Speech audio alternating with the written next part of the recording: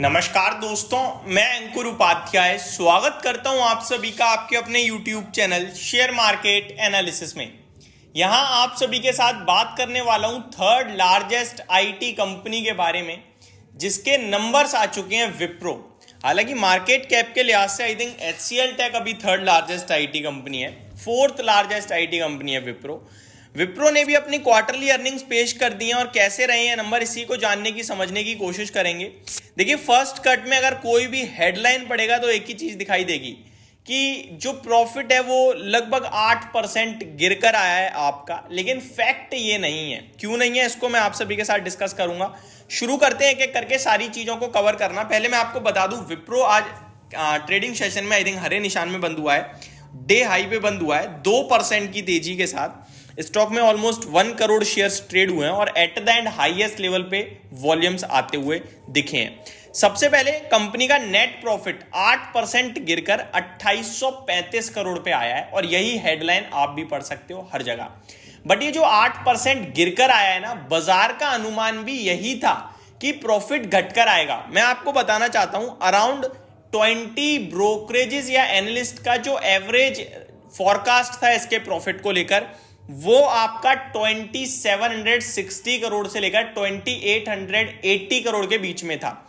यानी 2760 करोड़ से लेकर 2880 करोड़ के बीच में प्रॉफिट एंटर करेगा कंपनी का, ऐसा एनालिस्ट अनुमान लगा के चल रहे थे।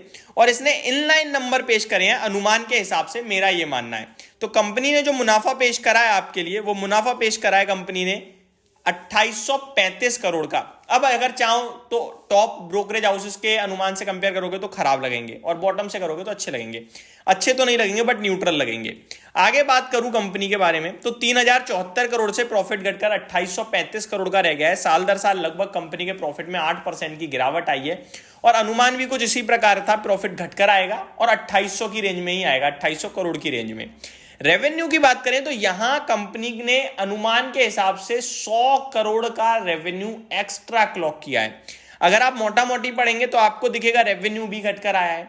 23,190 करोड़ के सामने 22,208 करोड़ पे कंपनी ने रेवेन्यू पेश करा है। बट अनुमान भी यही था कि 22,100 करोड़ के करीब का रेवेन्यू आएगा, 22,208 करोड़ का आया, तो रेवेन्यू अनुमान से थोड़ा सा बेटर आया है।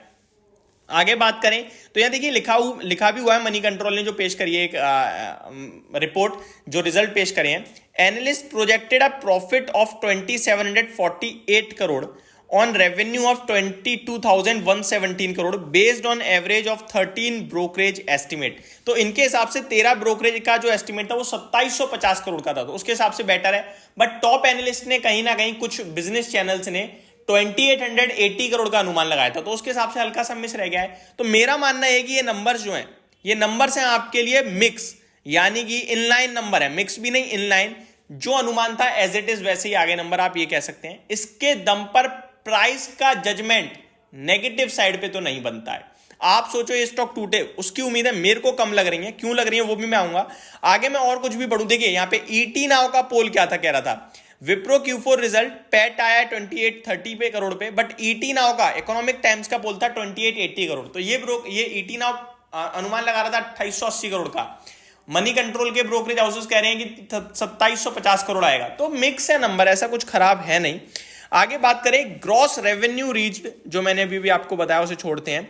मार्जिन्स की अगर बात करूं मैं तो मार्जिन्स में भी हल्की सी गिरावट देखने को मिली है। लगभग 15.94% पे कंपनी ने एबिट मार्जिन पेश करे हैं और अनुमान यहां था 16% का।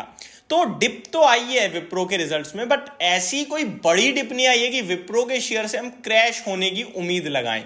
फॉर एन एग्जाम्पल, जैसे मैंने प्रॉफिट का आंकड़ा बताया वो आपके लिए ठीक ही है, इनफैक्ट क्वार्टर ऑन क्वार्टर पे इस पे बढ़कर आया है। रेवेन्यू का आंकड़ा बताया वो इनलाइन ही है, कोई दिक्कत नहीं है वहां पे। मार्जिन्स में हल्की सी डिप आई है। अगर आप कामकाजी मुनाफा देखें तो एग्जैक्टली इनलाइन है, यानी कि ये जो नंबर है ये एग्जैक्टली कंपनी ने इनलाइन पेश करे हैं। कामकाजी मुनाफा 3540 करोड़ पे कंपनी ने पेश करा है और अनुमान 3545 करोड़ का था, तो 5 करोड़ का मैटर ही नहीं करता। बट ये कि किसी भी चीज को बीट नहीं करा, एस्टिमेट के नीचे ही रहा है। हाँ, रेवेन्यू के एस्टिमेट को बीट करा है। तो मेरा मानना है कि विप्रो के शेयर धारकों को ज्यादा परेशान होने की जरूरत नहीं है इन नंबर्स को देखने के बाद, कि आपको रात रात नींद भी ना आए, ऐसा कुछ होना नहीं चाहिए। विप्रो के स्टॉक की बात करें तो ऑलरेडी करेक्टेड है, मेरा मानना है कि रिकवरी आनी चाहिए स्टॉक में, और कोई फॉल आता है तो लेना ही चाहिए। 21 के वही वाली बात है कि ये ना सब कुछ खराब ही चल रहा है इन कंपनीज के लिए, तो भाव ऑलरेडी टूटा हुआ है। आप देखो इन्फोसिस जैसी कंपनी 22 के पीई पे है, विप्रो 21 के पीई पे है, टीसीएस मतलब एक एचसीएल टेक ऐसा है जो टिका हुआ है ऊपर, आउट परफॉर्म कर रहा है, अच्छे वैल्यूएशन पे भी है। बाकी टेक महिंद्रा देखो, ये जो वैल्यूएशन है ये इतने ज्यादा सस्ते हैं। ये ऐसी कंपनियां हैं, मतलब या तो आप ये सोच लो ये कंपनी खत्म हो जाएगी तभी इनसे एग्जिट मारना है, अदरवाइज आपको लगता है नहीं खत्म नहीं होगी, समय खराब है, तो फिर कोई मतलब ही नहीं बनता इस भाव पे, इस वैल्यूएशन पे स्टॉक से एग्जिट करने का। तो ये मेरी तरफ से आपके लिए विप्रो के रिजल्ट्स थे। होप आपको सारी जानकारी दे पाया होगा मैं। Thank you so much for watching this video. Have a great day guys.